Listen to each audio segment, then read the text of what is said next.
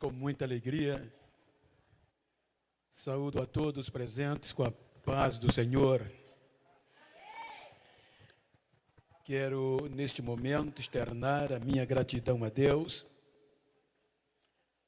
pelo rico privilégio a mim dado de poder voltar à Chapadinha na ocasião da celebração da execução da 18ª edição Chapadinha para Cristo, e quero agradecer ao pastor Elias Lima, com a sua muito digna esposa e missionária Cadinha, pastor Elielson com a missionária Tamara, e em nome deles externar a minha gratidão a todo o ministério, a esta igreja, que Deus recompense-os. Quero louvar a Deus pela vida do pastor Mesquita, do cooperador Dean, que tem me conduzido. Que Deus os abençoe e os recompense, amigos, como também ouvir e fazer companhia à irmã Noêmia com a sua filha, cantora Evelyn, Sara Evelyn. É muito bom revê-las. E quero também, gostaria de citar o nome de muitos amigos que Deus me deu nesta cidade, regiões, mas se tornaria inviável. Mas eu quero, em nome do pastor Adonias, pastor Douglas, meu amigo, externar a minha gratidão a todos os demais pastores, aos amigos. Que Deus os abençoe, e respectivas comitivas. Queridos, como se trata de um trabalho cristocêntrico, evangelístico, me permita falar de uma mensagem cristocêntrica baseada em uma decisão final. Para o texto em apreço, Romanos capítulo 8, versículos 33 ao 35, para tomar o contexto como um todo. Há uma declaração baseada em questionamentos, em um cântico de vitória. Quem intentará acusação contra os escolhidos de Deus? É Deus quem o justifica. Quem é que condena? Pois é Cristo que morreu, ou antes que ressuscitou dentre os mortos, o que está à direita de Deus e que também intercede por nós. Quem nos separará do amor de Cristo? A tribulação, ou a angústia, ou a perseguição, ou a fome, ou a nudez, ou o perigo, ou a espada. Queridos, tomando por base este texto, eu quero trazer-lhes a mensagem da salvação aos vossos corações. Quando nós debruçamos-nos sobre a história bíblica, estamos diante de uma epístola escrita pelo apóstolo Paulo à igreja que estava em Roma, capital do império vigente na época. Esta carta é direcionada aos gentios, seres humanos que não faziam parte do sangue de Abraão, como a maioria de nós, que não tínhamos direito nem acesso às promessas de Deus, nem à aliança. A Bíblia nos mostra que este evangelho chegou em Roma pelos judeus, na sua maioria que se converteram no Pentecoste, com a pregação de Pedro e posterior. E quando voltaram a Roma, começaram a falar de Cristo como Filho de Deus, o prometido, ungido, Salvador do mundo. Na época, Roma, o maior império que já existiu, era dominada pelo imperador Cláudio e a escravidão era muito forte. Então, quando os judeus chegaram disseminando este evangelho, como a forma de cultuar era semelhante à da sinagoga, então o imperador não vê ameaça, pois eles cultuavam na modalidade judaica. Mas este evangelho foi encontrando os gentios que foram conhecendo a Jesus, e na maioria escravos, que tinham por obrigação reconhecer César, o reconhecimento de senhorio era para César, e agora conhecendo a Jesus, eles priorizaram o senhorio de Jesus, e já não proclamavam mais César como o único Senhor, e sim Jesus. Então Lucas registra no capítulo 18 de Atos, que por conta desta movimentação de fé pentecostal, o imperador se incomoda, porque agora ele vai interferir, porque aquele grupo de pessoas que eram chamadas de escravos gentios, que o reconhecia como único Senhor, agora proclamava outro Senhor, chamado Jesus Cristo. Então ele determina que todos os judeus deixassem Roma. Isso aconteceu por volta dos anos 49 depois de Cristo. Quando os judeus deixam Roma, a perspectiva imperial era que os gentios, os escravos, desistissem da fé. Mas pelo contrário, eles continuaram pregando a Cristo mesmo debaixo de perseguição. E isso incomoda, porque não podiam mais pará-los. Por volta de 54 depois de Cristo, Cláudio é sucedido por Nero, e Nero é mais objetivo. Por volta dos anos 57 depois de Cristo, Paulo escreve esta carta para motivar aos romanos cristãos, como também falar-lhes, responder-lhes algumas perguntas. Observem que no capítulo 1, Paulo vai enaltecer o comprometimento daqueles irmãos com o evangelho, a ponto dele dizer que a fé que aqueles irmãos tinham guardado em Cristo foi de uma maneira tão surreal, tão inacreditável, que era conhecida no mundo todo. Em meio à vergonha, em meio à perseguição, eles continuavam divulgando a Cristo. E naquela época, os preletores de valor eram os filósofos. Para ouvir um filósofo grego com a sua sapiência, as pessoas pagavam muito dinheiro para ouvir a sabedoria.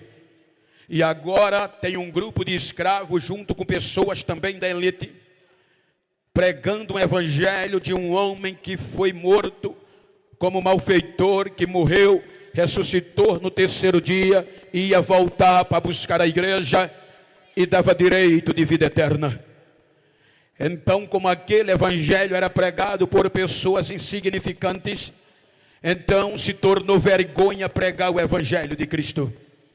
Então veja que é por isso que Paulo diz a eles que tinha um desejo no coração de estar em Roma, mesmo sabendo que não seria falar o evangelho, porque era distorcido por o ponto da filosofia e dos romanos intelectuais. Mas ele diz: eu não me envergonho de pregar este evangelho, pois ele é poder de Deus e salvação para todo o que crer.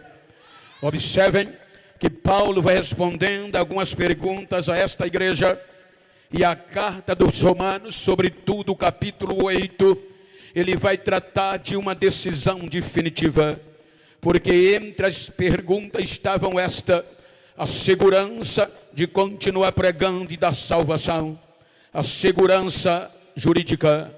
Quando nós analisamos o contexto, Os irmãos hão de convir que quando um país não oferece segurança jurídica, os investidores externos não investem naquele país. Tudo que nós fazemos, acertamos como posse, tem que ter segurança jurídica. Então, estas eram as perguntas mediante a ótica de Roma e mediante a história, porque a segurança sanguínea já havia sido garantida na cruz. Então, observem que quando Paulo fala o texto que nós lemos, a partir do versículo 31 por diante, ele está falando de uma decisão final em uma última audiência.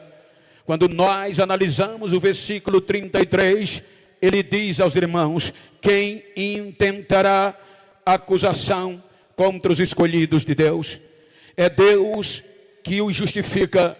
Em outras palavras, é Deus que disse que eles são inocentes ou nós somos inocentes. Então observem que Paulo está falando de um processo. Por isso que este texto é um louvor de vencedor. Ele está falando de um processo judicial em vista à condenação e à absolvição do ser humano. No contexto jurídico, ele está falando de um processo transitado em julgado. Isso quer dizer uma decisão definitiva que não cabe mais recurso, é irrecorrível. Decisão final. Então, quero pedir a vossa permissão para falar-lhes acerca desta segurança que Cristo conseguiu para nós. Me permita contextualizar a Bíblia com a história. Os irmãos hão de convir com base no capítulo 28 de Ezequiel, que houve uma classe antes de nós, que foi criada por Deus para o adorar. Uma classe chamada angelical. Uma classe que habitava na terra, parte dela, e por meio de um intermediário puro, limpo, santo, chamado anjo de luz, conduzia esta adoração a Deus. E observem que os anjos representavam a terra diante de Deus.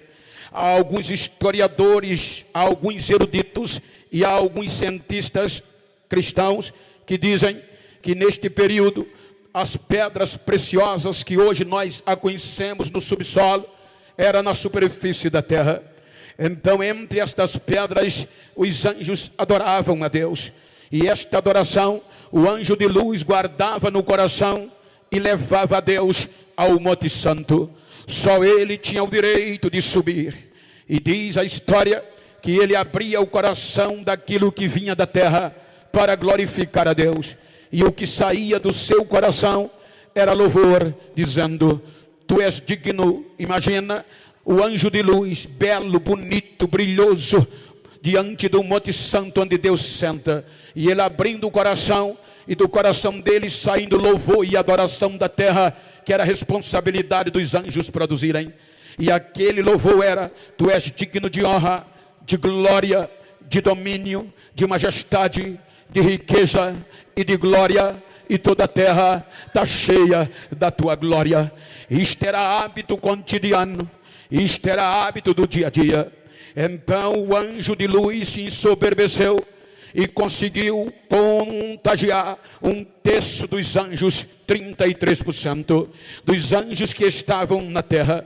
Então diz alguns eruditos que agora estes anjos vão dar o direito a ele de usurpar o que não lhe pertencia, a glória que pertencia a Deus. Então Isaías diz que quando ele tem um terço de coro ao seu favor, já era suficiente para ele não subir como antes. O coração já está contaminado e já não entra mais louvor a Deus. Então Isaías diz que ele põe no coração dizendo: subirei acima das mais altas nuvens, acima das mais altas estrelas, e lá estabelecerei o meu trono e serei igual ao Altíssimo. Então o crime dele foi querer ser igual a Deus. Quando ele sobe, então Deus já o esperava e disse: tu era perfeito desde o dia em que foste criado, mas iniquidade foi achada em ti. Te atirarei à terra humilhado e todos o verão. Então houve um julgamento aqui. Observem que houve um julgamento no contexto de condenação.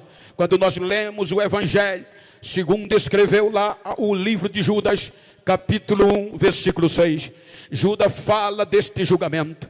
Ele diz: os anjos que não guardaram a sua natural habitação, Deus o condenou em um juízo nas trevas e na escuridão, para o julgamento do grande dia. Então veja que Judas está dizendo, e a Bíblia nos dá o direito de contextualizar, que os anjos caídos foram julgados sem ter direito ao contraditório. Dentro de um processo jurídico, eles foram condenados sem recurso, sem direito, sem ter o direito do devido processo legal. Então o julgamento foi direto e taxativo. Então Deus já preparou o lago de fogo para jogar estes anjos no julgamento futuro. Então estão condenados sem direito à defesa. Então a terra recebe o impacto deste julgamento, e agora as águas submergem a terra, e a terra submergida pelas águas, vem o abismo, automaticamente a escuridão. Então a terra vai habitar debaixo de escuridão e do abismo, e fica sem forma e vazia, sem forma, deteriorada pela queda dos anjos, e vazia porque não tem mais adorador. Então o tempo passa e as trevas prevalecem com o abismo. Depois de séculos, digamos assim, aí Deus sente saudade, na nossa linguagem, da terra adorá-lo. Deus não é mais adorado pela terra, só pelos anjos do céu. Aí o Gênesis diz: no princípio criou Deus os céus e a terra era sem forma e vazia, e as águas prevaleciam debaixo de trevas e de abismo. Então Deus resolve recomeçar para ouvir louvores da terra, meu amigo. Então, dentro do contexto cultural, dentro do contexto teológico, alguns eruditos mostram, e a Bíblia diz, que Deus vai restaurar aquilo que saiu das trevas. Observe que haja luz, e a separação entre luz e noite, as trevas são dissipadas. A noite ele chama a escuridão de noite, e o dia e o sol de dia. Então vem o trabalhar de Deus no objetivo de criar novos adoradores.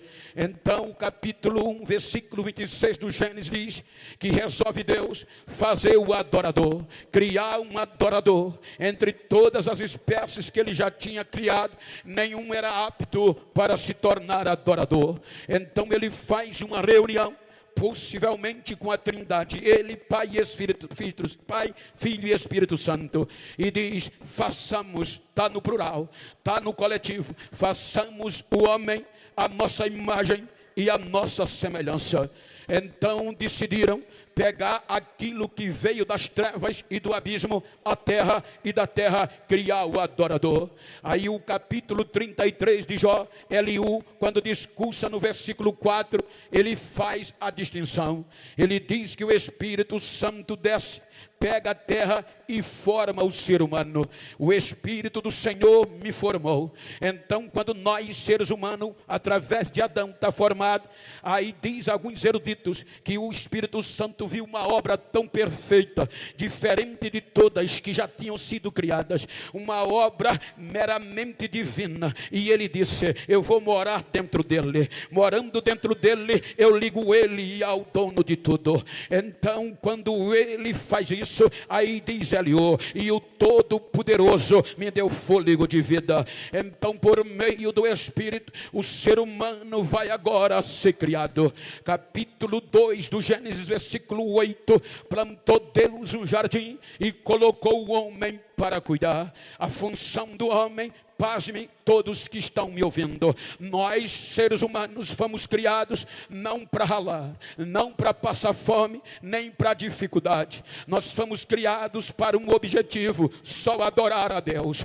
Todo ser humano, o objetivo era este. Deus disse: não se preocupe, que eu vou cuidar de você, só me adore. De todas as árvores do jardim você pode se alimentar, elas elas vão produzir para sustentar você. Não esquente a cabeça. Então disse Deus, uma observação: só a árvore do meio do jardim, do conhecimento do bem e do mal, não coma e não toque, porque no dia que você comer dela, morrerá. Então o homem vai habitar ali, e vem uma companheira. Agora tem um casal de adorador, adorando a Deus cotidianamente. O escritor aos Hebreus, capítulo 2, vai falar da humanidade de Cristo, mas ele dá uma deixa falando da humanidade, dizendo: quem é o homem para que te lembre dele, ou o filho do homem para que o visites? Um pouco menor que os anjos o criaste e o coroaste de glória, e entregaste a ele todas as obras das tuas mãos.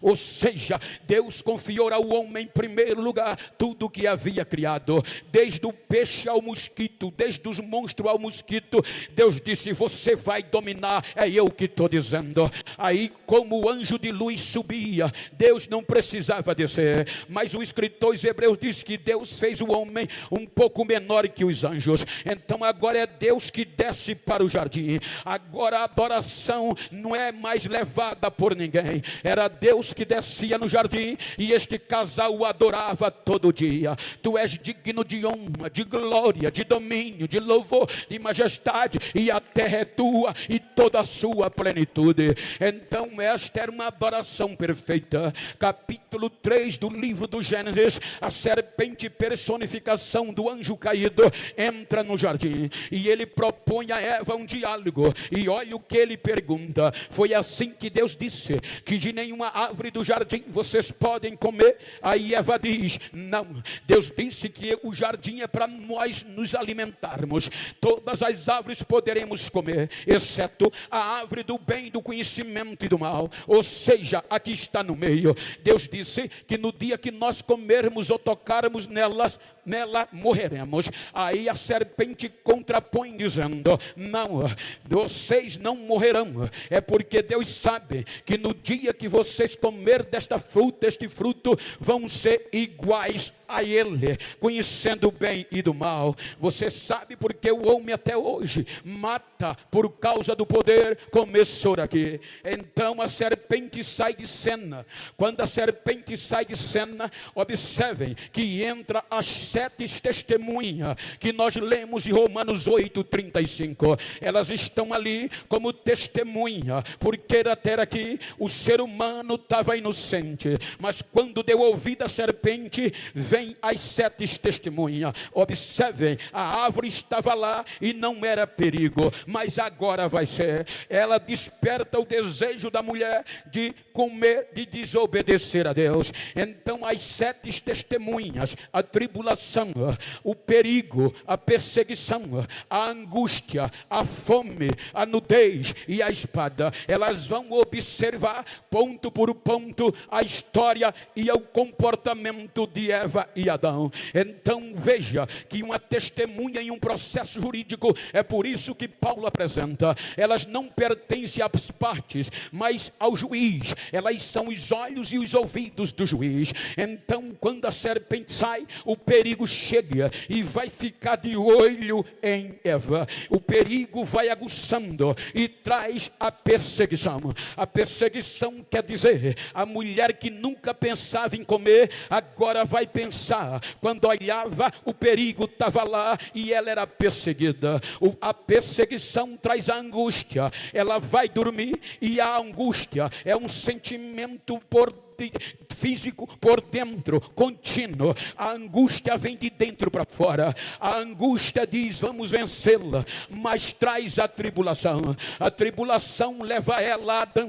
Ela está atribulada, ela quer comer e convence Adão. Aí a tribulação traz a fome, e a fome leva eles à árvore. Quando eles chegam na árvore, a fome aguça, e ela diz: a serpente disse, se comermos não morreremos. Ela pega e come. Quando ela pega e come, ela não morre, e dá ao marido, e o marido come. Quando o marido come, a nudez aparece, os olhos se abrem e percebem que estava nu. Quando eles estão nu, se envergonham um do outro e se escondem no jardim. Aí é a hora do culto. A Bíblia diz que Deus entra na igreja, no jardim, e Deus entra para ser adorado, e quando chega não tem adorador. Aí ele pergunta: Adão, onde você está, meu filho? Ele diz: estou escondido. Aí Deus diz: só porque estás escondido? Porventura comesse da árvore? Porque eu estou nu. Porque estás nu? Porventura comesse da árvore que eu disse para não comer? Veja, paramos um ponto aqui. Não parece um contraponto bíblico para quem fez teologia, ou para quem aprendeu na escola bíblica ou num culto de ensino. Deus tem atributos, e entre eles a onisciência. A onisciência diz que Deus conhece todas as coisas antes que ela não venha acontecer. Ele já sabe, antes que haja uma palavra na nossa boca, Ele conhece o nosso deitar, nosso levantar, nosso sentar, e o nosso cair, o nosso levantar. Como também antes que haja uma palavra na nossa boca, Ele já sabe. E porque Ele vem perguntando, como não tem onisciência, aonde você está, o que você fez, é o contraditório. É aqui que Deus vai dar ao homem o que não deu aos anjos. Ele vai aplicar o devido processo legal, juridicamente, que quer dizer que eu não posso ser julgado sem instaurar um processo de defesa em meu favor. Deus vai dar o contraditório a ele. Deus vai dar o direito de defesa, vai dar o direito dele se defender. Então ele não se defende, ele transfere a culpa para a mulher. A mulher que tu me deste me enganou.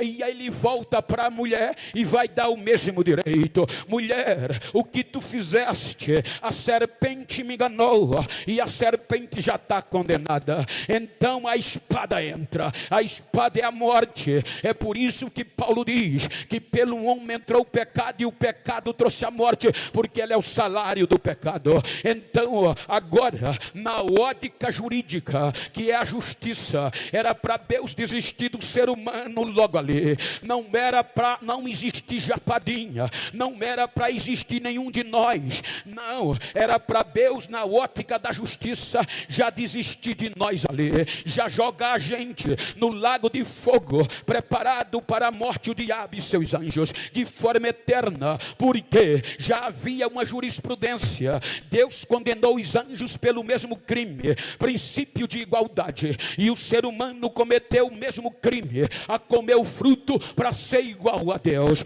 Mas veja que agora Deus vai protelar o julgamento. Todas as provas, estas 7 testemunhas testemunharam, culpado desde a tribulação até a espada, denunciar o pecado de Eva e Adão. Não tem como justificar. Aí o pecado vem e já pede a condenação na primeira audiência. Mas quando eles pensavam que Deus ia desistir de nós, que Deus ia nos condenar, Deus faz algo que nós não merecíamos. A Bíblia diz que como supremo juiz, Ele oferece um recurso para nós, chamado graça. Ele pela graça protela o julgamento para nos dar o direito de sobreviver. Então veja que Ele protela o julgamento, e pela graça Ele cobre a nudez do homem, expulsa do paraíso é Adão e Eva. Aí diz, estas 7 testemunhas conseguiram separar de Deus Adão e Eva. Aí vem Deus, separados, destituídos de Deus, vão viver. Vem o capítulo 6 do Gênesis, já é uma geração que a Bíblia diz de pecadora. O pecado abundou e o pecado cresceu. Aí no capítulo 6, o inferno, o acusador, promotor de acusação, vem a morte e o pecado, e diz, queremos a segunda audiência, e esta audiência, ela é séria. Nós estamos predominando. Por isso que o escritor no capítulo 6 do Gênesis, versículo 6, na sua epígrafe está lá, degradação geral do gênero humano. Todos os seres humanos o pecado dominou. Então Deus é provocado como juiz pela acusação. Aí Deus aceita a denúncia e desce para observar. O capítulo 6 do Gênesis diz que Deus recebe a denúncia, vai ouvir as testemunhas. Quando olha olha, percebe que era contundente e comprobatória, e ele diz: me arrependi de ter feito o homem que criei, e decidi, vou acabar com ele, vou desistir dele, da terra, dos animais, dos répteis, das aves, tudo que eu criei, eu vou acabar, vou dar fim. Aí a acusação: prepara a festa. Conseguimos, mas quando eles iam fazer a festa, aí a graça vem de novo, e Noé acha graça aos olhos de Deus, e pela graça Deus aplica a sentença, mas 8 almas estão libertas para continuar adorando na terra.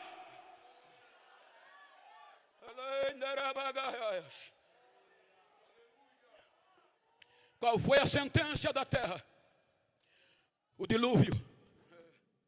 Veja que a terra volta a ser submergida, mas já não tem mais trevas nem abismo, por causa de 8 adoradores. Veja, 8 adoradores mudaram o curso da história.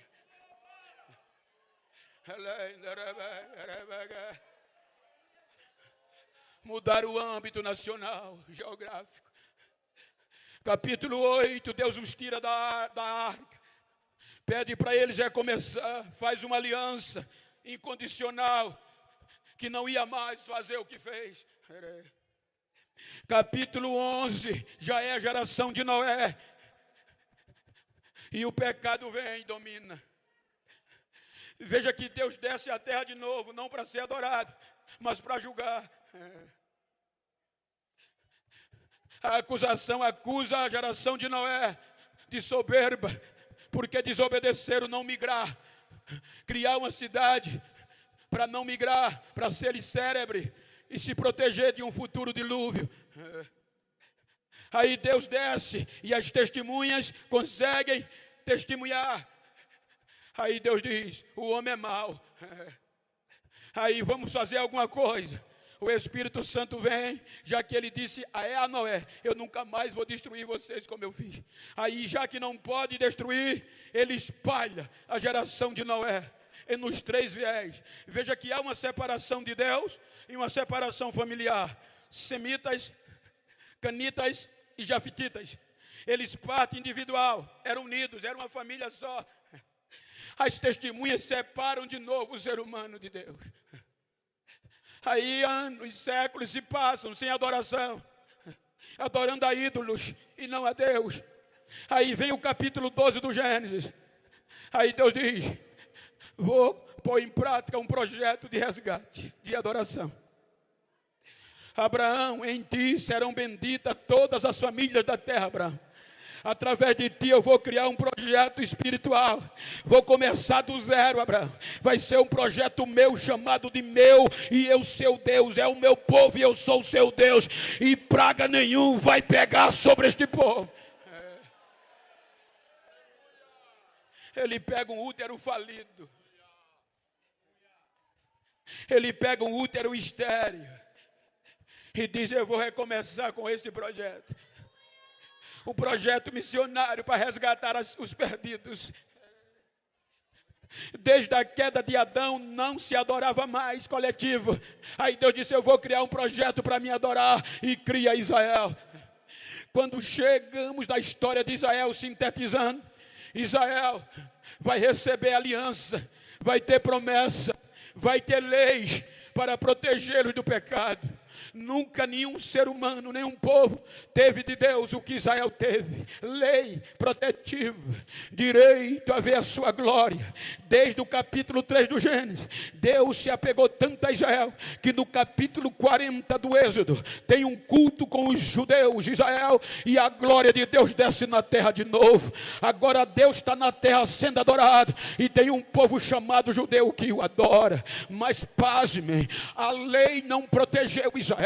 O sangue de novilho, o símbolo da aliança, não protegeu Israel. Aí o pecado vem e detona Israel, e Israel vai adorar a outro Deus. Aí Paulo, Romanos 5,14 diz que a morte reina desde Adão até Moisés. Onde o pecado está, a morte reina, porque a força do pecado é a força da morte é o pecado. Então o que é que acontece? Quando Israel peca, vai terminar o o Velho Testamento em síntese. E o Velho Testamento termina com Deus triste, mostrando um juízo sem misericórdia. Um juízo que não vai sobrar nem raiz nem ramo por conta do pecado. Todos os termos, todos os projetos missionários, todo desde o início, o pecado, a morte conseguiu afastar de Deus os adoradores, separar de Deus todos os projetos. Aí Deus silencia neste período de 400 anos de silêncio. Eu quero acreditar, como teólogo, como crente, que Jesus vai mostrar a João o processo como um todo. Capítulo 5 de Apocalipse, João diz que viu um trono armado. No capítulo 4, uma corte pronta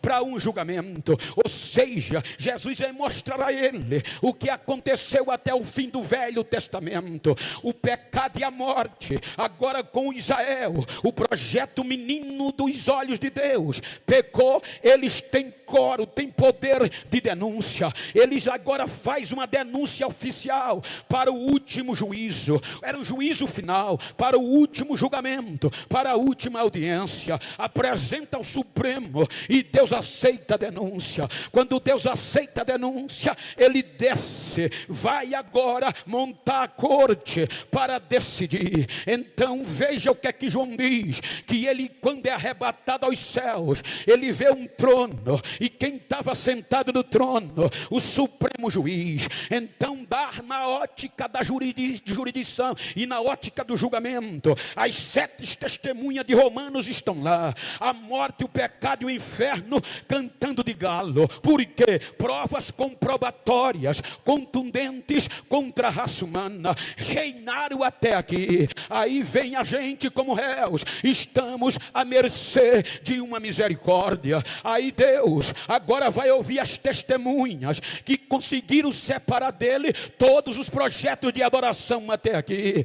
Quando eles vão ouvir 7 testemunhos, um escrivão vai escrevendo, um anjo vai escrevendo, um lado do livro não comporta, vira o avesso, os testemunhos, o nosso pecado, a nossa culpa e a sentença prevista. Quando termina, enrola o livro, sela com 7 selos e entrega na mão do Supremo Juiz. Quando entrega, aí João diz que viu um juiz sentado no trono e na sua mão direita tinha um livro escrito por dentro e por fora, selado com 7 selos. Aí o juiz olhou, viu a gente, viu as provas, viu a acusação com razão. Aí disse: não, eu não posso abrir mão deles, eu não vou condená-los sem dar direito contraditório, sem dar direito à defesa. Aí João diz que Deus chamou um anjo e disse: procura um advogado para eles, eu quero, não vou condená-los sem defesa. Aí o anjo procurou no céu,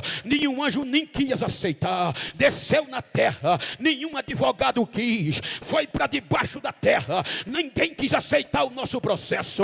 A lei não dava brecha de absolvição, nossa condenação já estava garantida. Aí o anjo volta dizendo: meritíssimo, nem no céu, nem na terra, nem debaixo da terra, nenhum advogado quis. Ninguém foi achado digno de desatar o livro, de ler o livro, nem de olhar para ele. Ninguém, meritíssimo. Direito de defesa concedido.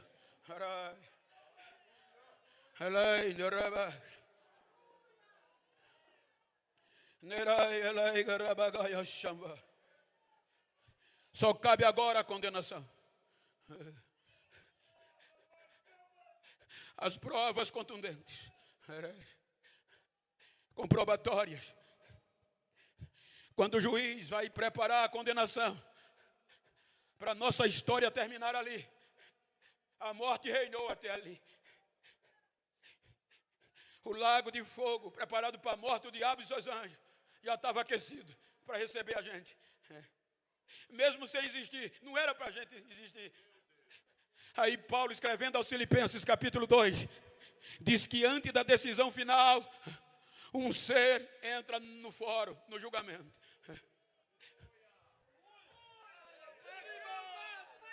E Paulo diz que esse ser entra pedindo direito de voz. Meritíssimo, direito à palavra. O meritíssimo atende, pois não, alegue. Eu aceito o processo, meritíssimo. O processo da raça humana, eu vou defendê-los diante da acusação, meritíssimo.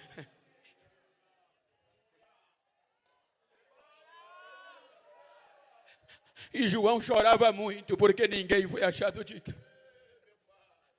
O meritíssimo aceita, mas o promotor de acusação alega impedimento jurídico.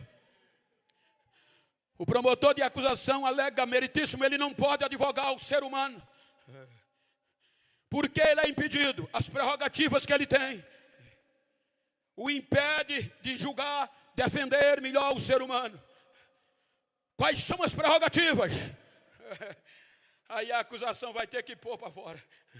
Ele é o alfa, ele é o ômega.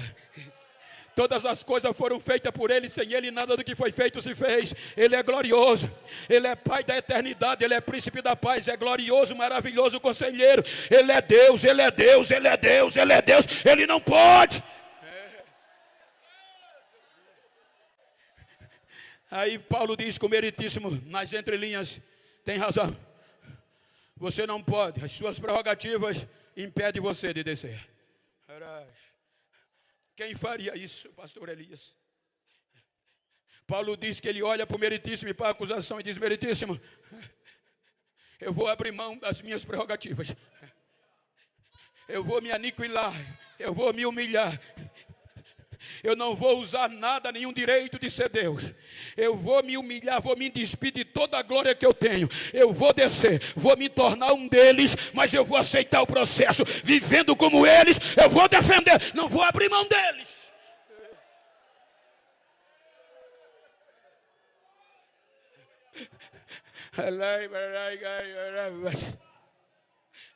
Agora olha o que Deus fez por causa de nós, gente. Que amor é esse, gente? Veja que a Bíblia fala de nomes e a história antes daqui. Homens que podiam vencer, mas não conseguiram. Se você olhar na história filosófica, você vai ver homens que mudaram, Noêmia, a história do pensamento. Platão, Sócrates, Aristóteles, tantos outros. Se você for para a monarquia, você vai ver homens como Belsazar, Nabucodonosor, Ciro, Dário, Filipe, Alexandre o Grande, que mudaram a história geopolítica do mundo, mas não conseguiram. Se você vai para a Bíblia, Paulo diz que o pecado entrou por Adão, mas Deus protelou o processo, mas Adão gerou Sete. O pecado e a morte venceu Adão e venceu Sete, seu filho. Aí veio Enos. A Bíblia diz que Enos buscou a Deus, fez culto, mas o pecado venceu. Mas Enos gera Cainã, Cainã, Malalael, Malalael a Jared, e o pecado e a morte vencendo. Aí Jared gera Enoque. Aí a Bíblia diz que Enoque, caba crente, disse: eu vou andar com Deus, não quero morrer não. Aí Deus disse: gostei de você, vou dar exemplo à sua geração. Quem anda comigo a morte não toca, vou te tirar vivo daí para a tua geração aprender. Tirou ele, mas a geração dele não conseguiu. Metusalém viveu 969 anos, o pecado veio, detonou-lhe e a morte venceu. Ele gerou a Lameque, a morte venceu, o pecado venceu. Nabeque gerou Noé, Sem, Cã, e vem Noé, Sem, Cã e Jafé, o pecado vence. Vem a segunda audiência, Deus protela o julgamento. Passa o dilúvio, a Bíblia diz que aí vem Sem, o pecado vence e a morte detona. Era campeã, Sem gera Arfajade, Arfajade é Elá, e Elá é Eber, Eber Arel, Reu a Peleg, Peleg a Serug, Serug a Naó, Naó a Terá e Terá a Abrão. Aí Deus disse: achei um amigo, esse vai dar certo, vou iniciar o projeto. O pecado vence Abraão e a morte vence ele, mas ele gerou Isaac, o filho da promessa. Aí o pecado vence, mas ele gerou a Jacó, a promessa continua, mas o pecado e a morte vence Jacó. Jacó gerou Rubens, Simeão, Levi, Judá, Zebulon, Gade, Assé, Naftali, José e a Benjamim. O pecado vence um por um e a morte mata, mas Deus pegou Judá. Judá gerou Perez, Perez a Hezron, Hezron a Arão, Arão a Aminadab, Aminadab e Naasson, Naasson a Salmão, Salmão a Boaz, Boaz a Obed, Obed a Jessé e Jessé a Davi. Aí Deus disse: agora eu achei um segundo o meu coração, esse agora vai dar certo. Mas o pecado e a morte venceu Davi. Mas Davi gerou Salomão, o pecado vence. Salomão gerou Roboão, Roboão a Abias, Abias a Asa, Asa a Josafá, Josafá Jorão, Jorão a Uzia, Uzia a Cais, a Cais a Ezequias, Ezequias a Manassés, Manassés a Amon e Amon a Josia. Josia gera Jeconia, Jeconia gera, dali vem o cativeiro, o pecado e a morte vence. Vem o Novo Testamento. Aí Mateus diz: depois do cativeiro, Salatiel, Zorobabel, o pecado vence. Vem Abiúde, o pecado vence. Abiúde gera Eliaquim, Eliaquim Azó e Azó Zadok, o pecado vence. Zadok gera Aquim, Aquim Eliasar, Eliasar Matã, e Matã Jacó, e Jacó José, que foi marido de Maria. Até aqui João chora, até aqui o pecado vence. Aí vem Romanos 8:31. Se Deus é por nós, quem será contra nós? Aquele que nem a seu próprio filho poupou, mas antes o entregou por todos nós. Aí vem Paulo aos Gálatas capítulo 4 dizendo: cumprindo a plenitude dos tempos, Deus enviou seu filho, nascido de mulher, debaixo da lei, para resgatar, para inocentar, para redimir os que estavam condenados pela lei.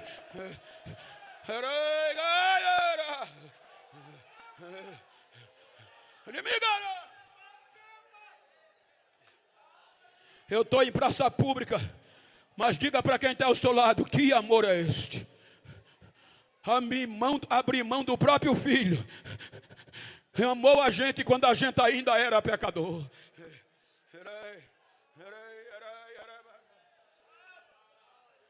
Ele vem como um de nós. É por isso que a Bíblia diz que tudo o que ele fazia era pelo Espírito Santo, porque ele se despiu da sua glória. Não, tem um tecladista, por favor. 90%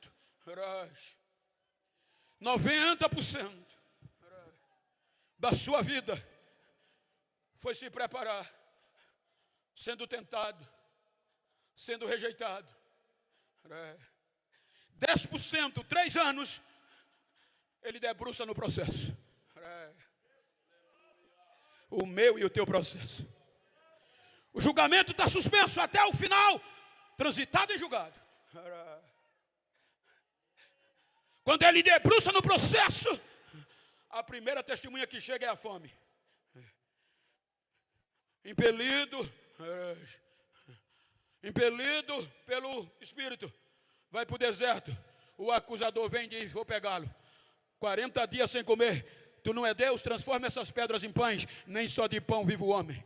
Eva e Adão foi atraído pela fome, e ele não. Nem só de pão vive o homem, Satanás, mas de toda a palavra que sai da boca de Deus.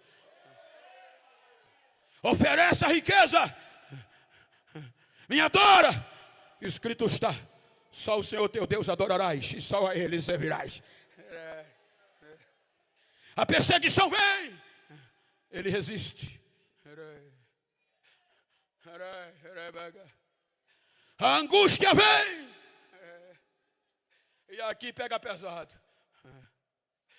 A angústia faz o suor dele transformar em gota de sangue. Foi a única que fez ele passar 3 horas intercalado em oração e pedir ajuda aos discípulos, a ponto de dizer: a minha alma está angustiada até a morte. Quando a angústia pensou que ele ia desistir do processo, ele grita no meio do sangue com suor: Pai, não faça a minha vontade, mas o que tu programou seja feito. Eu não vou desistir.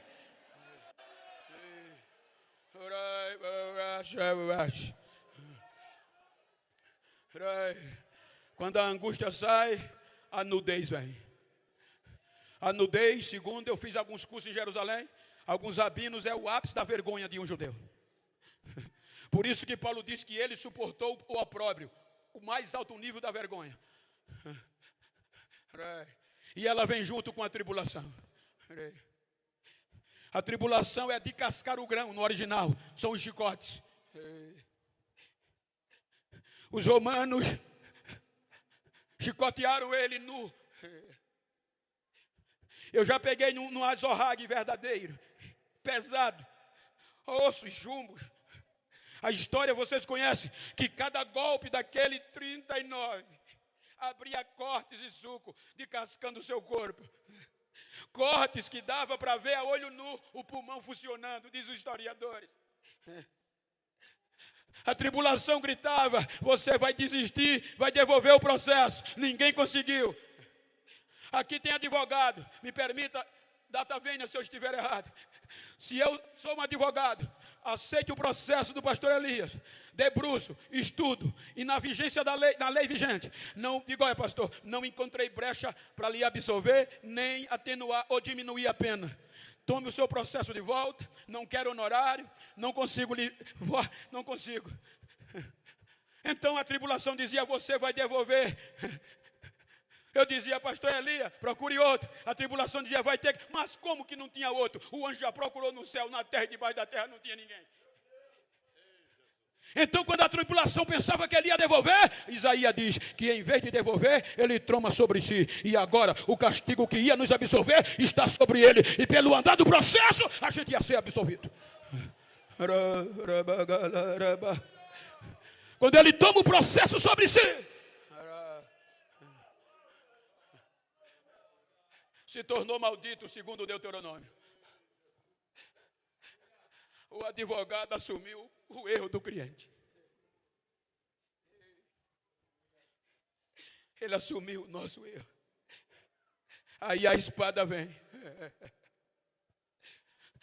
E as 7 vão separá-los de Deus, do Pai, por conta do nosso pecado. Meio-dia, está na cruz. Pendurado. Humilhado. A culpa era minha. A culpa era tua. Ele assumiu. Separado de Deus, entre meio-dia e 3 horas, o céu o desamparou, escureceu, nem o sol brilhava. E ele grita: Deus meu, por que me desamparaste? Era o peso do nosso processo. 3 horas da tarde, por conta do nosso pecado, a espada vem, que é símbolo da morte, e a morte mata ele.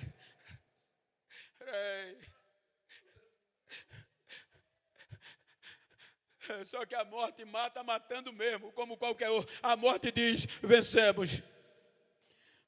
Na ciência, para todos nós está lá, uma matéria chamada autólise. Você vai encontrar o poder destruidor da morte sobre o corpo humano. Como é que a morte destrói o corpo humano? Por exemplo, se eu morrer aqui agora, nem todas as células do meu sangue morrem. Aí a morte só vai me destruir se matar todas as células. Aí ela vem com a decomposição, a primeira etapa. Ela entra, tem de 0 a 12 horas. Jesus morre 3 horas. 5 horas, 6 horas ele está no sepulcro.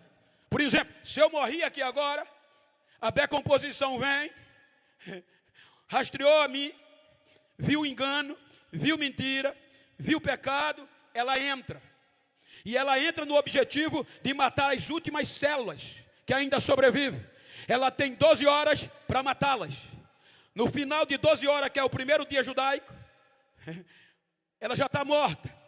Só que quando Jesus foi sepultado, 6 horas, já estava com 3 horas de morto. Aí a morte vai no sepulcro e diz: agora eu vou tirar onda. Quando ela entra, tem uma surpresa. O sangue dele não está esfriando, a pele não está empalidecendo. Mas ela diz: a decomposição tem 12 horas. É o fim do primeiro dia. Com 12 horas ela volta. Pasmem, o sangue não está frio, a pele não está pálida. Por quê? Porque a Bíblia diz que o nosso pecado ficou na cruz. O nosso processo terminou na cruz. Quando ele é sepultado, já é o advogado vencedor, o ganhador do processo, o ganhador da causa.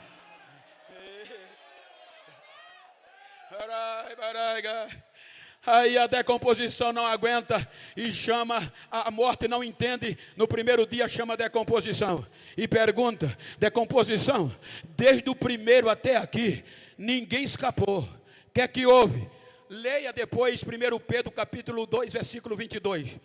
Você vai encontrar Pedro dizendo que a decomposição rastreou ele e gritou para a morte.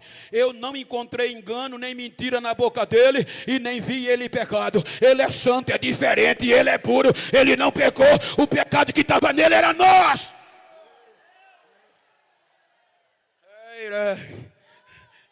Se ela não entra, a putrefação não entra.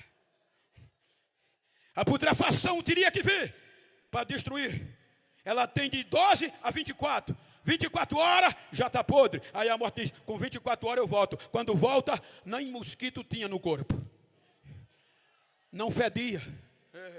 Estava limpo. Estava rosado. Porque com 25 horas, 24, está fedendo. Tem que enterrar. Aí com 25 horas entra a colonização, que são os insetos, que se apodera do corpo, habita nele, consome, e o homem volta ao pó, desaparece e a morte vence. 36 horas, terceiro dia judaico, ela volta. Não é possível. Quando ela entra, o corpo está do mesmo jeito, de madrugada. Aí ela grita pelo pecado, a força. O pecado, o que é que houve? Nós reinamos até aqui. Aí o pecado nem de perto chega, já grita de longe do túmulo do Monte das Oliveiras. Hebreus 4,15. Assim como eu fiz com todos, fiz com ele. Tentei em tudo, mas em nada ele pecou. Ele é diferente, ele é santo, ele é santo.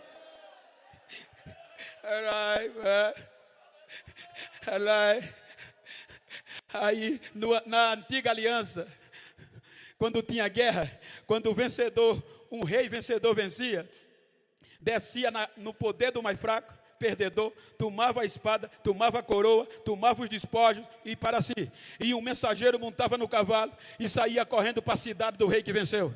Montado e gritando, o nosso rei venceu, o nosso rei venceu. Levanta os portões, alarga os portões, porque por mais alto e mais largo que fosse, não cabia a glória de um rei que vencia. E quando ele voltava para casa, a festa era topada. Aí agora diz a Bíblia que Jesus vence. Porque quando ele ainda está ali no tratamento dos 3 dias, quando o pecado se rende, quando a morte se rende, ele deixa a mais baixa profundeza da terra, o quartel do mal, toma o poder da morte, toma o poder do pecado, prega para as almas, toma os despojos e diz: quem estiver em mim, não vem mais para essa miséria aqui. O caminho agora é para o céu, o caminho agora é para o céu. Quem vai para o céu, quem vai para o céu? Quem tem essa garantia jurídica?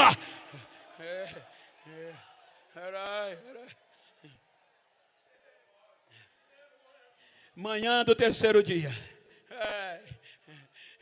36 horas, Maria Madalena, preocupada, chama outras mulheres, vai lá no mercado, compra o bálsamo, vai embalsamar o corpo para demorar mais a podridão. Quando chega no sepulcro, Cristo se abaixa, solta os lençóis, um anjo na cabeceira, outro nos pés onde ele jazia, e o desespero bate, começam a chorar. Aí os anjos dizem: mulheres, por que vocês estão chorando? Roubaram o corpo do nosso mestre, não sabemos quem levou e nem onde puseram. Aí os anjos dizem: não roubaram não, é que vocês vieram procurar no lugar errado. Vocês vieram procurar entre os mortos aquele que já voltou a viver. Ele não está mais aqui, ele já ressuscitou, ele já venceu, ele já venceu, ele já venceu, ele está vivo.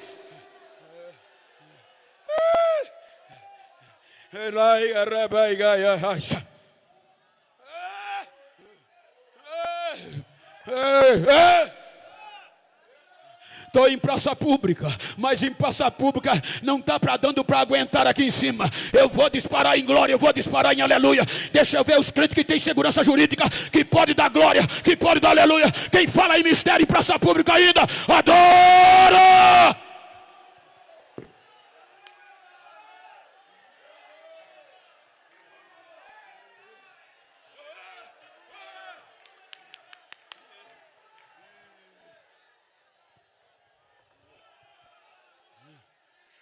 Ressuscita, restaura a igreja. E João chorava. Aí agora o juiz vai dar reinício ao julgamento.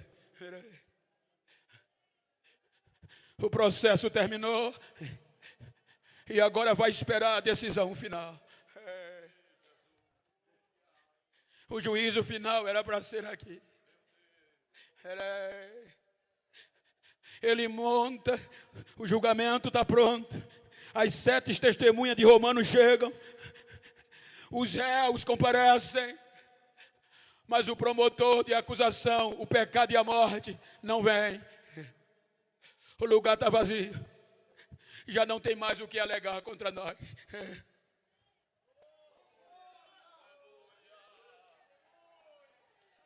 Mas para o bom andamento do projeto, do processo, o juiz vai ouvir as 7 testemunhas, que pelos testemunhos dela, todos foram separados dele. Quando ele começa a ouvir, todas as 7 não encontraram o crime nele. E todos os 7 testemunhos foram de inocência, inocente. Quando um anjo poderoso no céu, nunca ouviu isso, que ouviu as 7 testemunhas, foi unanimidade, dizer que ele era inocente. Aí um anjo perde o decoro jurídico e sai correndo no fórum e gritando com grande voz para onde João estava chorando. E gritando, estrondando: João, para de chorar, João, para de chorar, para de chorar, João.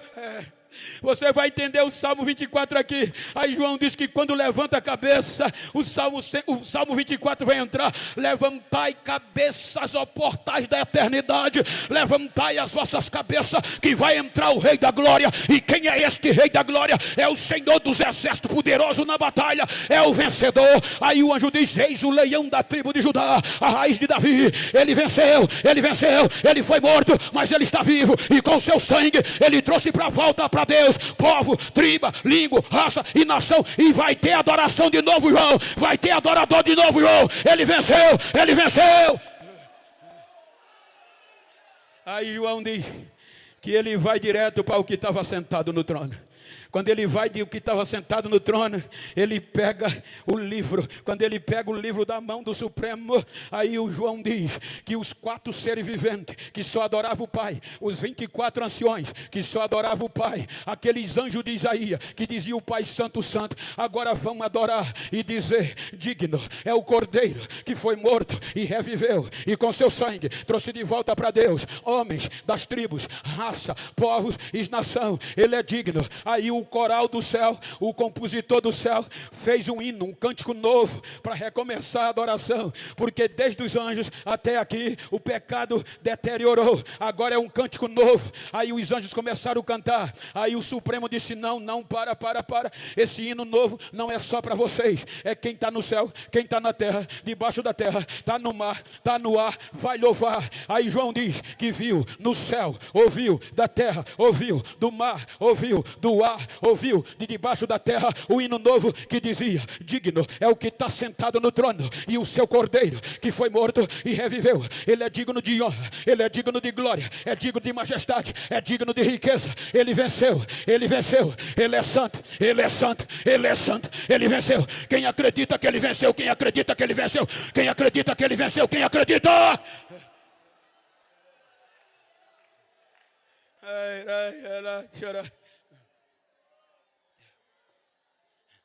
Aí Paulo vai escrever o capítulo 8 de Romanos. Veja que é uma peça jurídica e termina com um cântico. Aí ele começa dizendo: portanto agora nenhuma condenação a mais para quem está em Cristo Jesus, que não anda segundo a carne, mas segundo o Espírito de vida. Porque o Espírito de vida em Cristo Jesus me livrou da lei, do pecado e da morte. Eu fui absolvido. Cadê os absolvidos? Levanta a mão em nome de Jesus. Grita bem forte: eu fui absolvido. Diga: o meu processo já foi transitado em julgado, não cabe mais recurso, nem adianta o inferno recorrer, já foi arquivada, a decisão terminou, o teu pecado foi perdoado em definitivo.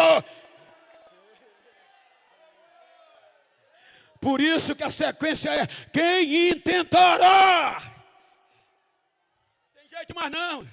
o diabo vai ficar rugindo só de longe, porque ele não tem mais direito de recorrer. Ele pode acusar, mas é pedido, não cabe mais recurso. Então deixa quem quiser falar mal que fale, quem quiser criticar, critica. Você já é inocente em Cristo Jesus.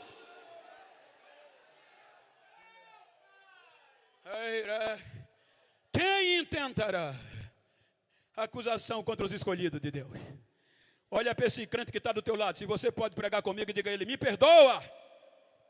Mais forte: me perdoa. Se algum dia eu falei mal de ti, eu te caluniei, eu desacreditei em você, diga: é porque eu não sabia que tu era tão importante assim. Diga para ele: eu sou. Foi o meu Deus que disse que eu sou inocente, ponto. O processo já foi arquivado.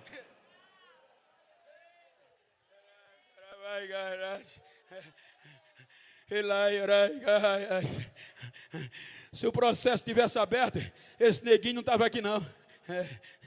Esse neguinho não andava o mundo pregando o evangelho não. A gente estava frito, filho.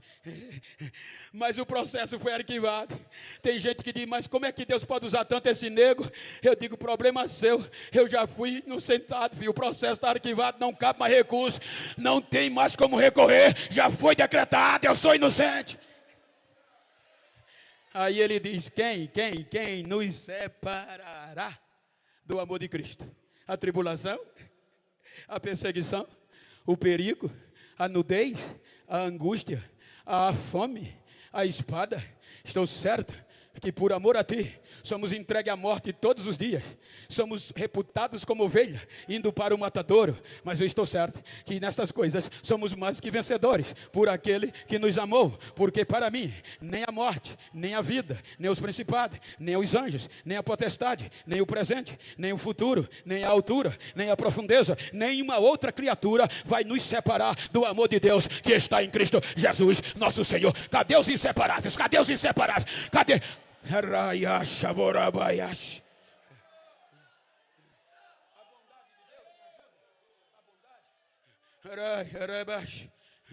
Cadê aqueles que são vencedores?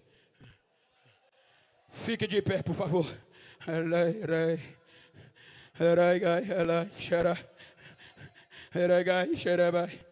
Se você prega comigo, quer pregar comigo, diga: quero. Deixa eu lhe perguntar: quer pregar comigo? Quer? Então vira para esse crente do mesmo sexo que está do teu lado aí. A não ser que seja íntimo. Não olha para mim, não, olha para ele. Me ajuda aqui, companheiro. Olha para ele assim como eu estou com o meu companheiro aqui. Olha no olho dele. Se for íntimo não tem problema, mas se não for do mesmo sexo, olhou para ele e diga para ele: ô inocente, mais forte, ô absolvido, me faz um favor.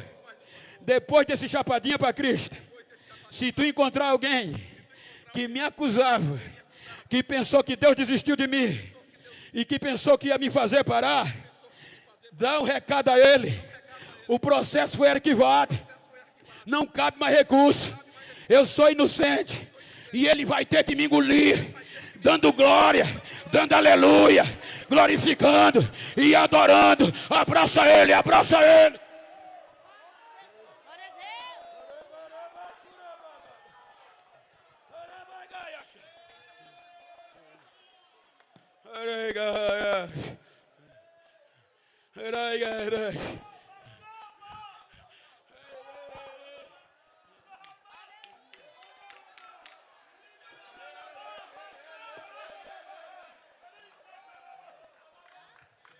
Cadê a igreja que adora? Cadê a igreja que está livre? Cadê a igreja que o Satanás fica doido, mas não pode fazer mais nada? Cadê a igreja que ele não queria ouvir glória, mas a igreja continua adorando porque foi salva, constituída? Deixa eu ver o barulho de línguas estranhas, deixa eu ver o barulho de glória subindo. Fomos chamados para isso.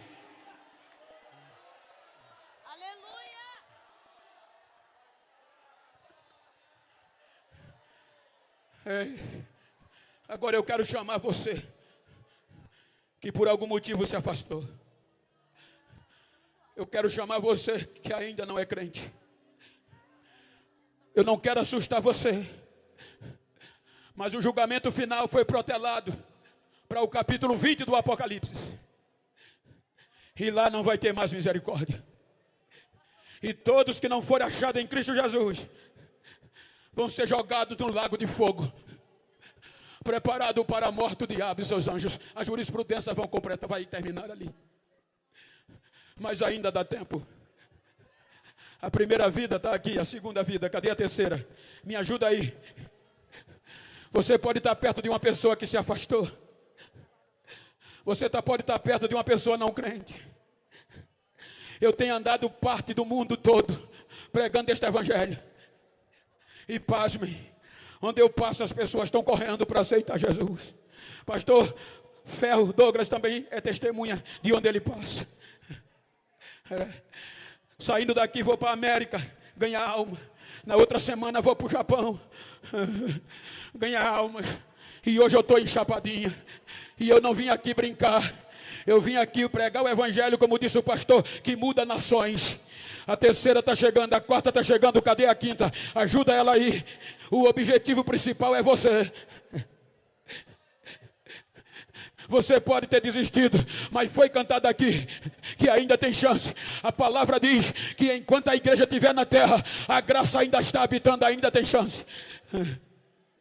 Aproveita, porque a Bíblia diz: aonde abundou o pecado, superabundou a graça. A graça venceu o pecado. A graça foi maior que o pecado e é. Venha, cadê você? Oh meu Deus, um trabalho desse não tem som. Cadê você? Venha, eu já vou devolver o microfone para quem de direito, que eu tenho que estar no aeroporto de Teresina 2h da manhã. Cadê as pessoas para Cristo? Você pode estar distante, mas está me ouvindo. Ainda tem chance, ainda tem oportunidade. Venha, filho. Venha, filha.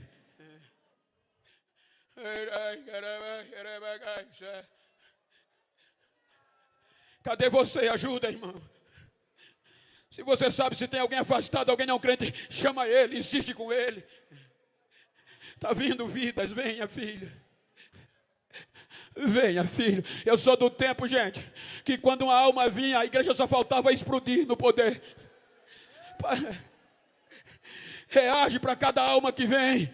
Diga comigo: cada alma que vir vai ser um glória de estrondar Chapadinha. Cadê a próxima alma? Está vindo aqui da minha direita. Cadê o glória? Venha, filho. Vai trazendo, vai trazendo. Pastor Elias.